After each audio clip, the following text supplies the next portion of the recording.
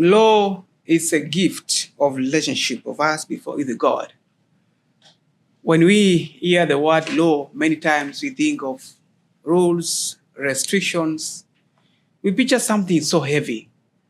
But this Lenten season, the church invites us to look again. The law of God was never meant to be a burden. It was given as a path, a way of staying close to God and to one another.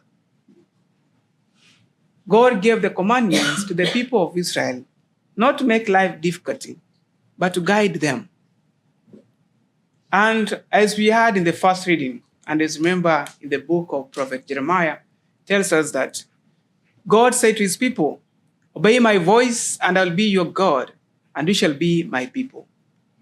These are the words of relationship, the word that call us to have unity with God. St. Thomas Aquinas understood this well, and he says that God's law is what we call eternal wisdom. God sharing his understanding with us so that we may live well. In our own families, we know something about this. The guidance we give our children is not given to limit them. It's given out of love, to protect them and to help them grow. Jesus did not come to set the law aside. He came to show us its full meaning. And this comes after his teaching about beatitudes. And also his teaching about we are the salt and the light of the earth.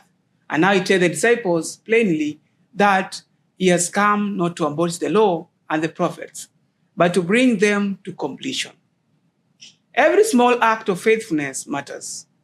Not because God watches our failures, but because each honest and loving choice draws us a little closer to him.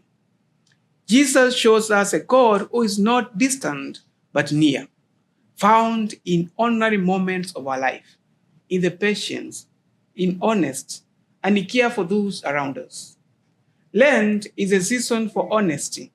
We look out ourselves and admit that we have not always been faithful to one another and to the commandment, and not to God, and not to those closest to us.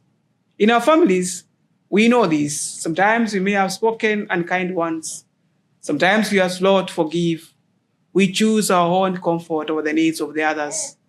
This is the weakness that Lent asks us to face with courage and without excuse.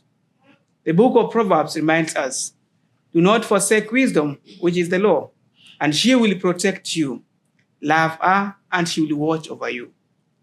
This season, let us return to simple faithfulness, to pray together, to listen more, to ask for forgiveness from God and to one another, and to give the same forgiveness freely.